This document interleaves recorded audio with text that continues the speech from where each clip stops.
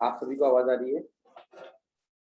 Good evening sir. Yes. चलिए, तो कल मैंने आप लोगों को पर्सनैलिटी समझाया था, थोड़ा सा टाइप्स ऑफ पर्सनैलिटी जो कि आपके सिलेबस का पार्ट है वो आपको करवा दिया था।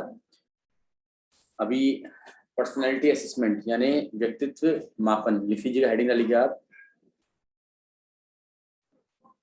हेडिंग डाल लीजिएगा व्यक्तित्व मापन। ओके,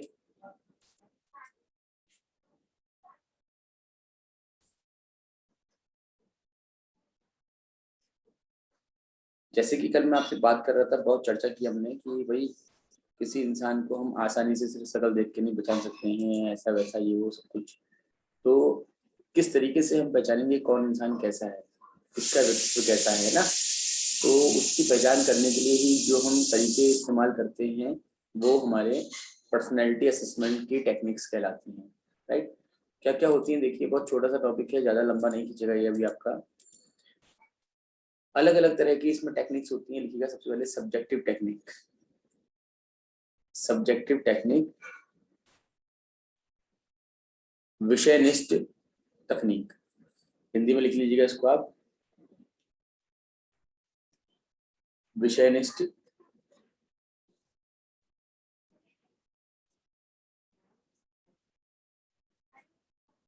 तकनीक।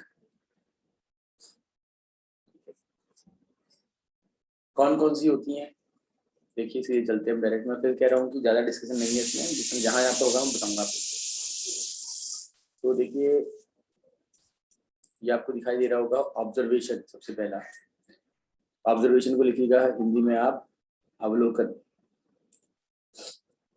अवलोकन,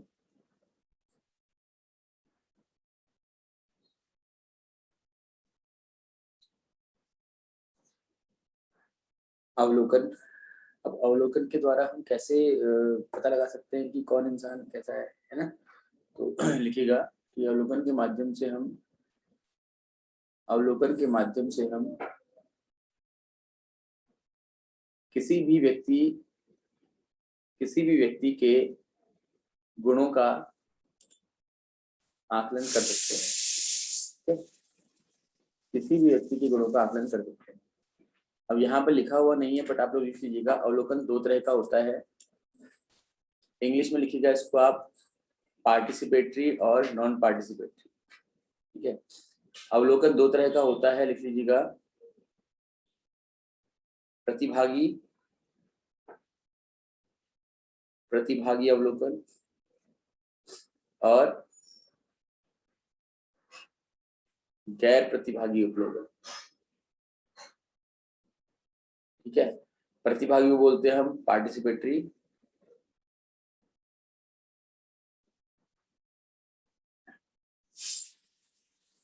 और गैर प्रतिभागी बोलते हैं हम, गैर मतलब नॉन है ना, बाकी पार्टिसिपेटरी लिखिए।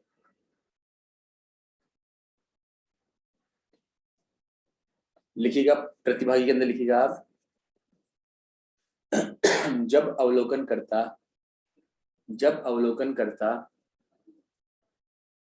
समूह का भाग बनकर अवलोकन करता है। when the देखो, when the observer become part of a group to be observed। ठीक है, तो अब कैसे समझेंगे इसको, देखिए जैसे माना हम एक अध्ययन कर रहे हैं कि बीएड के जो छात्र होते हैं वो अपनी पढ़ाई को लेकर सिंसियर होते हैं। तो ये हमारा अध्ययन है, हमको बीएड के जो बच्चे हैं उनके बारे में जानना है। तो अब इसके दो तरीके होते हैं, एक तो ये कि आप बीएड में एडमिशन ले लो और डेली की डेली उनसे मिलो, है ना, उनको ऑब्जर्वेशन करो। इसे बोलते हैं हम प्रतिभागी। समझ में आ रहा है, हाँ या ना? Hello, yes. हाँ। दूसरा होता है कि आपने कभी देखा होगा कि आपके वहाँ कभी कोई विजिट करने आते हैं प्रोफेसर वगैरह बाहर के, है ना, आपसे मिलने, एक पीरियड में आपसे बातचीत करते हैं, अपनी बातें आपके सामने रखते हैं। देखे होंगे कभी आपने कोई ऐसे लोग?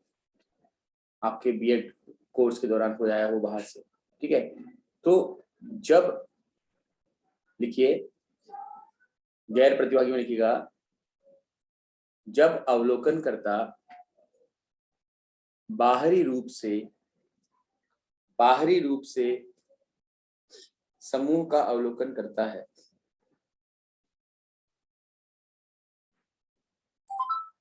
बाहरी रूप से समूह का अवलोकन करता है, तो इसे गैर प्रतिभागी अवलोकन कहा जाता है।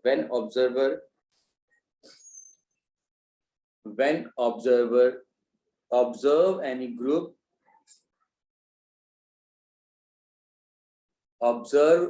group as an outsider,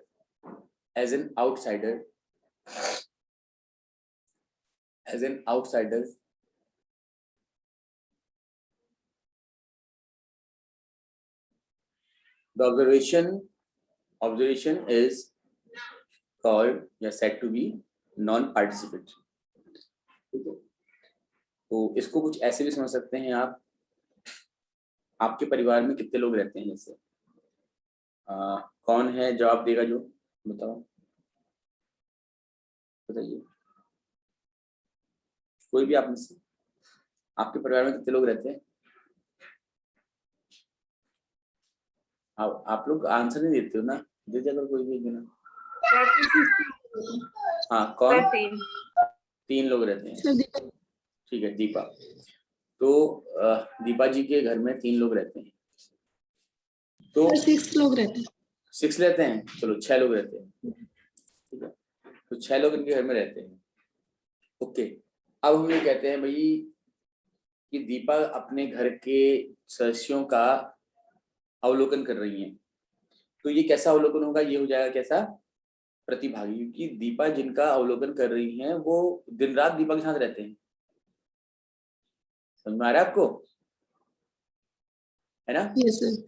तो ऐसी स्थिति में क्या होगा कि आपको अपने घर के हर सदस्य के बारे में लगभग सब कुछ पता होगा, कोई ऐसी बात ही नहीं होगी जो आपको पता ना हो। और उस समय जो आप अपने सदस्य के बारे में बताओगी, अपने घर के लोगों के बारे में लिखोगी या बताओगी, उस पर हम विश्वास कर सकते हैं, है ना? क्यों? Yes sir.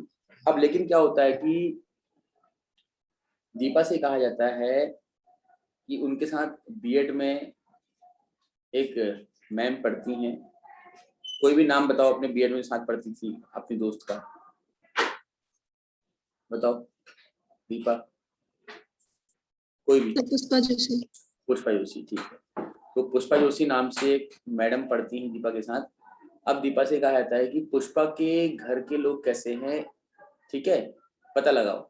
तो क्या होगा, दीपा एक दिन घर जाएंगी, उनकी चाय पे बैठेंगी, बातचीत करेंगी और वापस आ जाएंगी, और उसके बाद बताएंगी कि ये ऐसा है, वैसा है, ऐसा वैसा। समझ में आ रहा है ना? हाँ या ना? क्यों? यस। तो अपने घर का जब अवलोकन किया दीपा ने, तो वो प्रतिभागी अवलोकन था, क्योंकि दीपा उस घर का हिस्सा है, उस घर की सदस्य है, और दीपा के सामने वो जो भी लोग हैं वो बिल्कुल नेचुरल बिहेवियर करते हैं, जैसा उनका व्यवहार है। अब गुस्से वाले तो गुस्सा ही करेंगे, है ना, स्टेप से।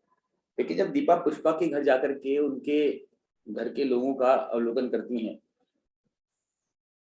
तो भाई आप जानते हैं कि जब मेहमान हमारे घर में आते हैं तो कितनी लड़ाई हो रही हो आपस में हमारी, हम बिल्कुल प्यार से बैठे रहते हैं, हाँ या ना? नहीं? Yes sir. तो अब जब दीपा अपनी दोस्त के घर जाती है उनके घर के लोगों को जानने के लिए, तो क्या दीपा का वो अवलोकन एक सही अवलोकन कहलाएगा? एक सही परिणाम मिलेंगे हमको उस अवलोकन से? नहीं मिल पाएंगे ना। क्यों? क्योंकि वहां पर तो जो व्यवहार हो रहा है वो बनावटी हो रहा है। उनको पता है कि कोई बाहर का सदस्य आया हुआ है तो हमको यहाँ पर अच्छे से रहना है ना? तो ऐसे अवलोकन जो होते हैं वो गैर प्रतिभागी अवलोकन कहते हैं उनको। अब प्रतिभागी अवलोकन में समय बहुत लगता है, आपको किसी समूह का हिस्सा बनने के लिए बहुत समय लगता है, आपको उनके साथ रहना पड़ेगा, अपना समय बिताना पड़ेगा, ठीक है। गैर प्रतिभागी अवलोकन कम समय में हो जाता है, क्योंकि प्रतिभागी अवलोकन में अधिक समय बिताना पड़ता है आपको, तो पैसा भी अधिक खर्च होगा, तो अधिक खर्चीला है। जबकि गैर प्रतिभागी में तो आप थोड़ी देर के लिए गए, आप वापस आ गए, तो इसमें खर्चा भी कम है। लेकिन सबसे इम्पोर्टेंट बात यह है कि प्रतिभागी यानी पार्टिसिपेटरी जो ऑब्जर्वेशन है, उसके माध्यम से जो आपको आंकड़े मिलेंगे या जानकारियां मिलेंगी वो ऑथेंटिक होंगी, ठीक है, विश्वसनीय होंगी।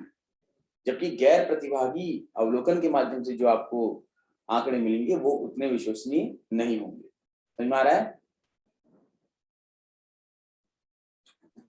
यस ठीक है, चलिए अब आगे बढ़ते हैं हम। और नेक्स्ट है आपका केस स्टडी। लिखिएगा आप लोग केस स्टडी, इसको अंग्रेजी में भी केस स्टडी ही लिखेंगे आप, हाँ सॉरी हिंदी में लिख लीजिएगा। In this method, the case history has to be reorganized and rewritten from infancy up to adulthood. Really speaking, on the basis of this method, the reality of the personality is found out. ठीक है, तो किसी की case study का मतलब क्या होता है, तो आप जानते ही हैं, जब किसी इंसान के बचपन से लेकर के अभी तक के जितनी भी गतिविधियां हैं उन पर हम अध्ययन करते हैं, तो उसको हम केस स्टडी कहते हैं। उदाहरण के लिए अगर आप अपने आसपास रहने वाले, चलो आसपास छोड़ो, आप मोदी जी के बारे में सब कुछ जानना चाह रहे हैं, तो आपने उनके घर के आसपास गए, जानने का प्रयास किया, बचपन से उन्होंने क्या क्या किए काम, है ना, कब क्या किया, कैसे किया, ये सब कुछ जाना, तो क्या किया आपने, एक केस स्टडी टाइप का कर दिया। ठीक है, मतलब आप देखिए ना, जो आप मूवीज देखते हैं ना, अभी एक मूवी आई है नई विक्की कौशल की, क्या नाम है उसका, उधम सिंह, सरदार उधम सिंह। तो और ऐसी ही इससे पहले मूवी आई थी अभी अभी कुछ टाइम पहले, शहंशाह आई थी, है ना, सिद्धार्थ मल्होत्रा, तो वो विक्रम बत्रा की लाइफ पर थी। तो इस तरह की बहुत सारी बायोग्राफीज आप देखते रहते होंगे टीवी में, मूवीज के रूप में देखते हो, नहीं देखते हो? Yes sir.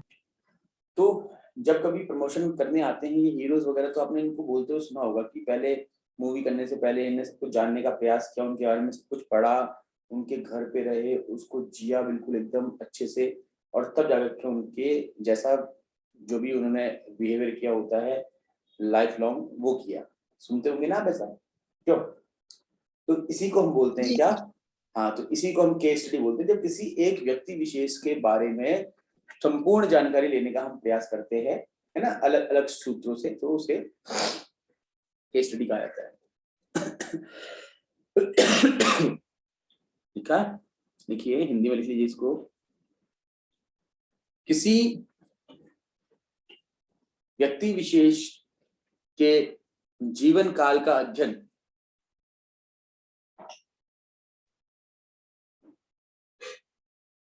सामान्यतः, ठीक है, इस विधि के माध्यम से किया जाता है।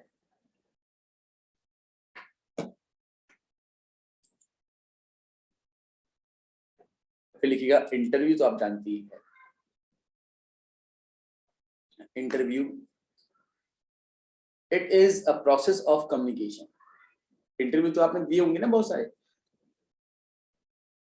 है ना, जब आपके सामने बैठ के कोई इंसान आपसे कुछ प्रश्न पूछता है, वो उसके आंसर दे रहे होते हैं, क्या है? इंटरव्यू है आपका।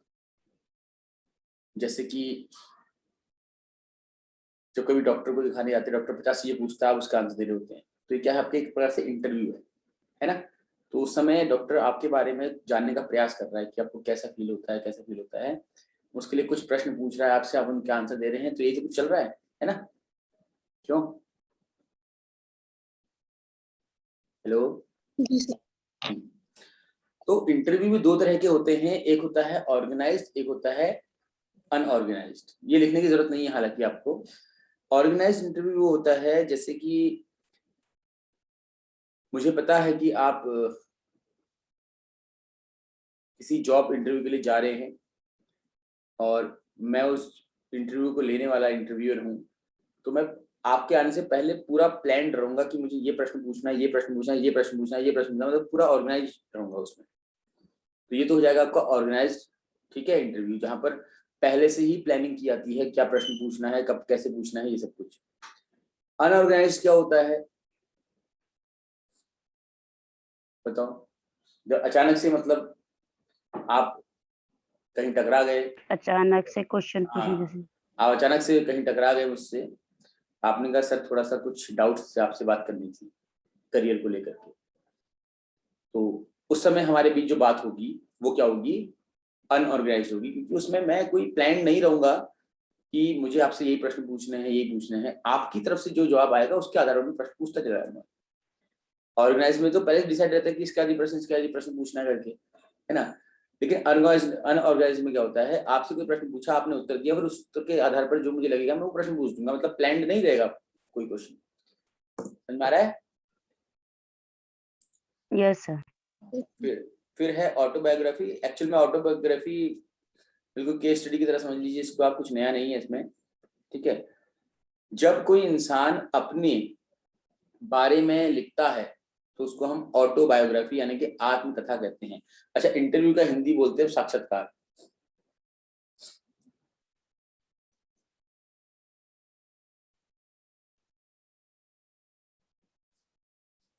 और ठीक है, ऑटोबायोग्राफी क्या हो गया, आत्मकथा हो गई, ठीक है। तो ऑटोबायोग्राफी में क्या है, जब आप अपने बारे में कुछ लिख रहे होते हैं तो उसको बोलते हैं ऑटोबायोग्राफी, है ना। तो इसमें क्या होता है, इसमें जिसके बारे में आप जानना चाह रहे हैं आप उसी से बोलते हैं कि भाई कुछ जो आपके बारे में आपको लगता है वो लिखो, और वो बंदा लिखते रहता है लिखता रहता है। अब वो जो कुछ लिखेगा वो सही भी हो सकता है, गलत भी हो सकता है, तो उसे बोलते हैं ऑटोबायोग्राफी।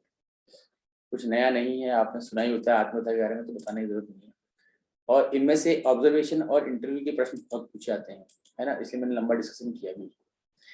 ये बहुत इंपॉर्टेंट है, क्यूमुलेटिव रिकॉर्ड कार्ड, इसको जरूर लिखिएगा आप, ठीक है। क्यूमुलेटिव रिकॉर्ड कार्ड, इसको हिंदी वाले भी अंग्रेजी में ऐसे लिखिएगा, ठीक है ना। और हिंदी में लिखेंगे इसको तो ऐसे लिखिएगा, मैं हिंदी बता रहा हूँ अपने मन से समझने के लिए, बाकी अंग्रेजी में लिखिए इसको आप, संचयी रिकॉर्ड, ठीक है। संचय मतलब इकट्ठा करना, है ना। जैसे आप किसी बच्चे का रिकॉर्ड इकट्ठा रखते हैं जब टीचर होते हैं, तो बच्चे ने किस एग्जाम में कितने मार्क्स प्राप्त किए, कौन से करिकुलर एक्टिविटी में पार्टिसिपेट किया, वो सब कुछ बना के रखते हैं, उसको बोलते हैं क्यूमुलेटिव रिकॉर्ड कार्ड। हमारा देखिए, इसके अंतर्गत बालक, इसके अंतर्गत बालक की, अंग्रेजी वाले तो एज इट इज लिखिए, इसके अंतर्गत बालक के विविध गतिविधियों की सूचनाओं को एकत्रित किया जाता है,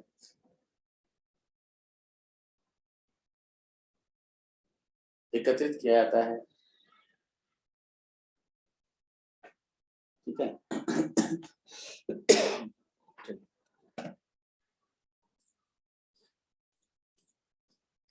अब जो टेक्निक्स हैं वो है ऑब्जेक्टिव मेथड, लिखिएगा आप इसको, वस्तुनिष्ठ, ठीक है। पहली विषय निष्ठ थी आपकी, अब ये वस्तुनिष्ठ है।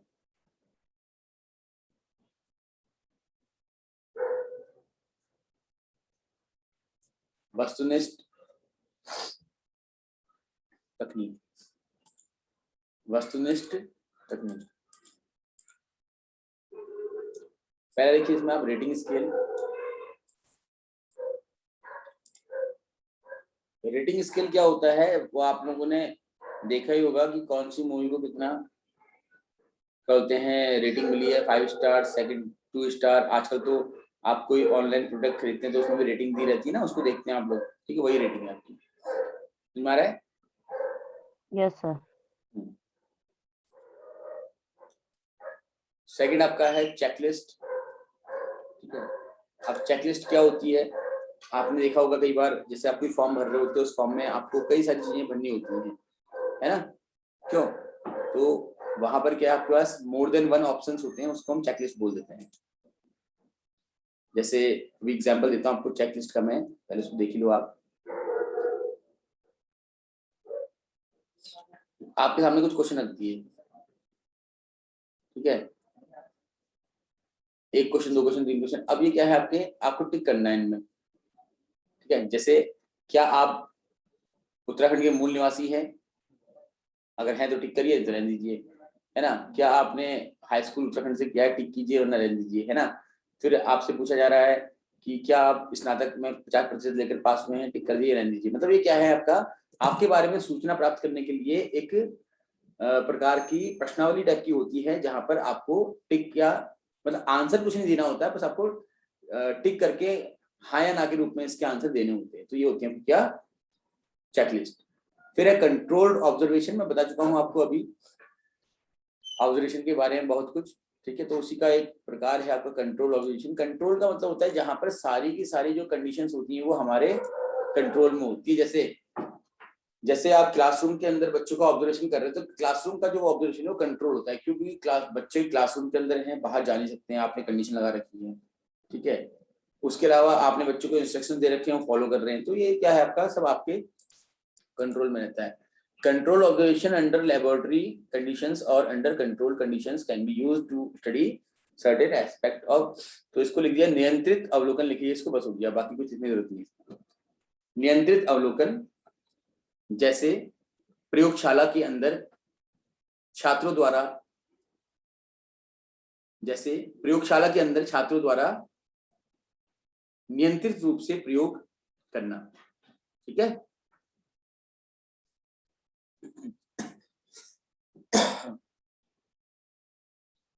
लिखिए सोशियोग्राम,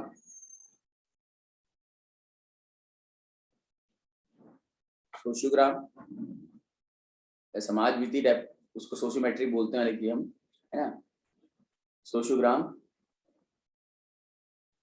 ये भी एक तरीका होता है जानने का। इसमें क्या करते हैं हम, बच्चों को आपस में एक दूसरे को रेटिंग देने के लिए कहते हैं। रेटिंग का मतलब ये है कि मार्क देने के लिए कहते हैं, और उसके आधार पर हम ये जान लेते हैं कि कौन बच्चा कितना ज्यादा एक्टिव है, कौन कितना कम एक्टिव है, ठीक है। तो सिर्फ आप नाम लिख लीजिएगा इसका। फिर है पर्सनैलिटी इन्वेंटरीज। पर्सनैलिटी इन्वेंटरीज देखिए, व्यक्तित्व इन्वेंटरी का हिंदी क्या होता है, सूची, ठीक है, व्यक्तित्व सूची।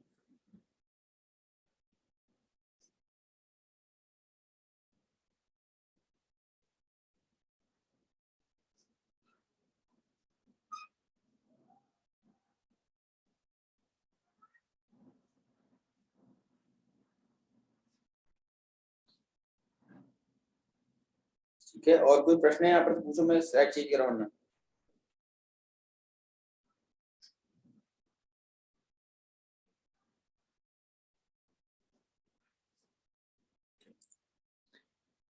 अब डालिएगा प्रोजेक्टिव टेक्निक्स। देखो अभी तक हमने जो पढ़ी वो नॉन प्रोजेक्टिव टेक्निक्स भी है। सब्जेक्टिव मेथड था चाहे आपका वो ऑब्जेक्टिव मेथड था, उनको हम नॉन प्रोजेक्टिव मेथड भी कहते हैं, यानी नॉन प्रोजेक्टिव टेक्निक भी कहा जाता है, ठीक है।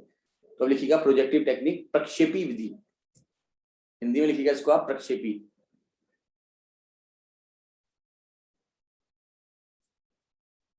प्रक्षेपी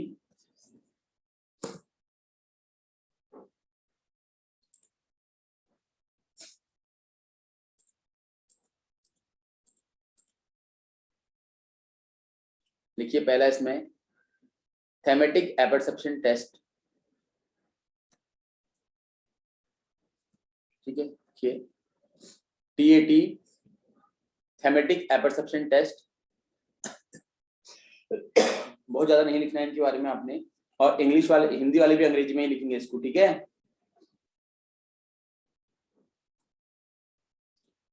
हिंदी वाले भी अंग्रेजी में लिखेंगे इसको, मतलब ये थेमेटिक एपर्सेप्शन टेस्ट अंग्रेजी में लिखिए, बाकी तो हिंदी में लिखाऊंगा आपको। लिखिए यह परीक्षण मॉर्गन एवं मुरे द्वारा दिया गया है। यह परीक्षण मॉर्गे एवं मुरे द्वारा दिया गया है। मॉर्गन एवं मुरे द्वारा दिया गया है, ठीक है। इसमें कुल 30 कार्ड होते हैं, जिनमें से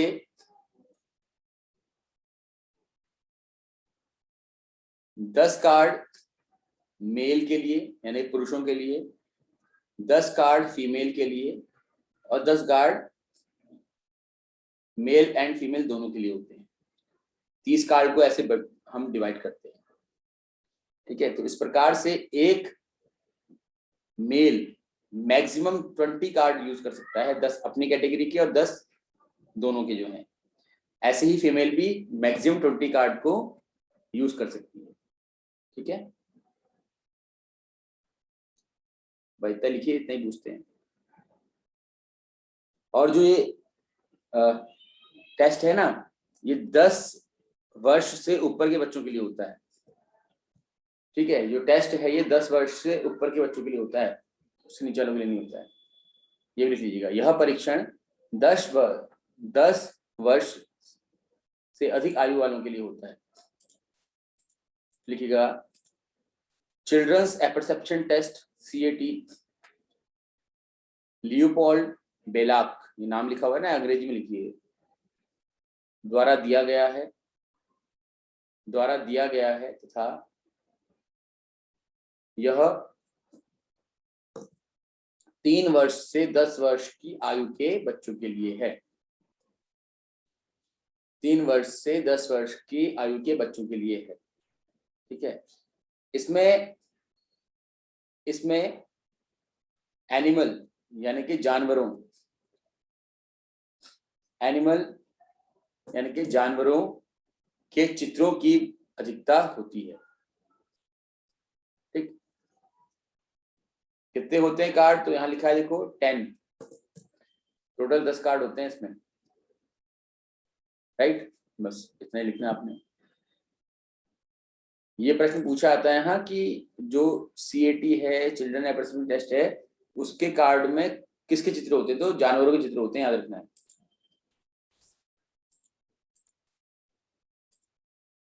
फिर है रोशा का इंक ब्लॉट टेस्ट। देखिए, रोशा इंक ब्लॉट टेस्ट तो नाम से ही है कंफर्म कि यह रोशा द्वारा दिया गया है, जिसमें कि 10 कार्ड होते हैं। इन 10 में से 5 होते हैं कलर और 5 होते हैं ब्लैक एंड व्हाइट। इन 10 में से 5 कलर्ड और 5 ब्लैक एंड व्हाइट होते हैं। ठीक है, इन कार्ड में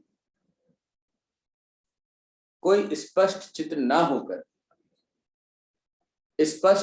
होकर शाही के धब्बों से बनी आकृतियां होती हैं। कोई स्पष्ट चित्र ना होकर शाही के धब्बों से बनी आकृतियां होती हैं।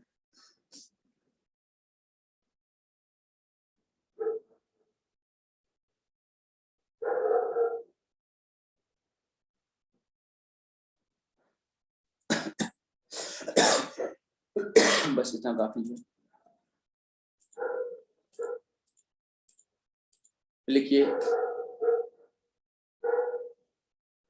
प्रोजेक्टिव क्वेश्चनर, प्रक्षेपी प्रश्नोत्तरी।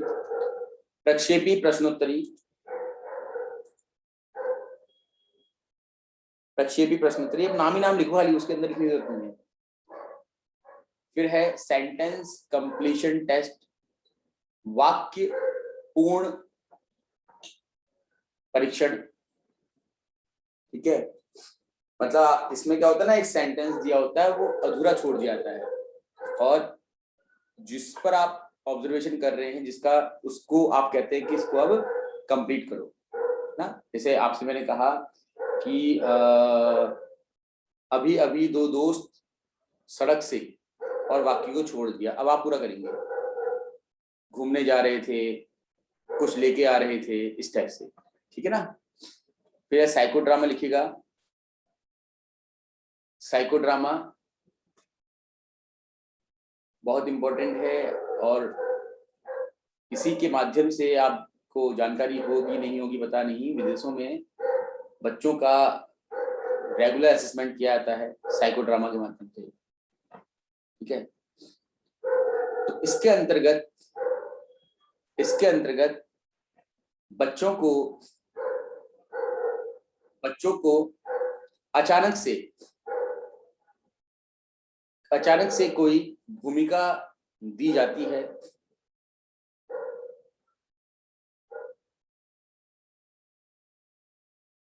जिस पर उन्हें गतिविधि करनी होती है। ठीक है, जैसे कि किसी बच्चे को बुलाया, आपने बोला बेटा ये समझो कि तुम आज नरेंद्र मोदी हो और आधे घंटे तक अब तुम नरेंद्र मोदी बनकर के क्या क्या कर सकते हो करो, इस तरह से। या आपने कह दिया कि आप ये समझो कि आप अपने कॉलोनी के सफाई कर्मचारी हो, अब आधे घंटे तक आप एक सफाई कर्मचारी के रूप में क्या क्या कर सकते हो, ये करो। तो इस प्रकार से फिर बच्चों के विचार निकल करके आते हैं और उनको आप जज करते हैं। Drawing, painting etcetera, drawing, painting and sculpture,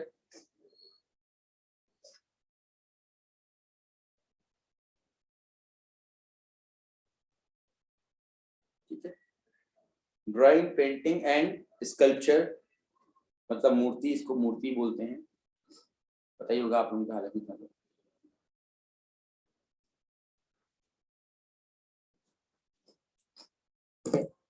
चित्र बनाते हुए बच्चा, पेंटिंग करते, मूर्ति बनाते हुए अपने अंदर के जो विचार होते हैं उनको कहीं ना कहीं किसी न किसी रूप में रख देता है।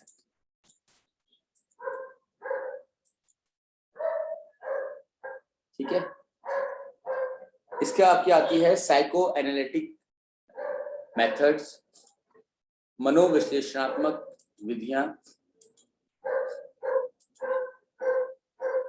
लिखिएगा इसमें आप वर्ड एसोसिएशन टेस्ट, शब्द सहसंबंध या सहचर्य परीक्षण, शब्द सहचर्य परीक्षण, फ्री एसोसिएशन टेस्ट, मुक्त सहचर्य परीक्षण,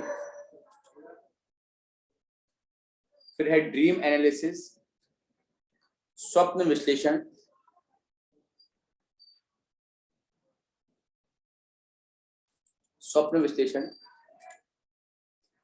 ये हो गया।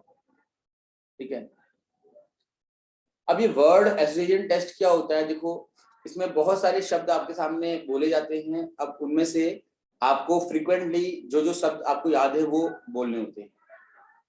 समझ में आ रहा है?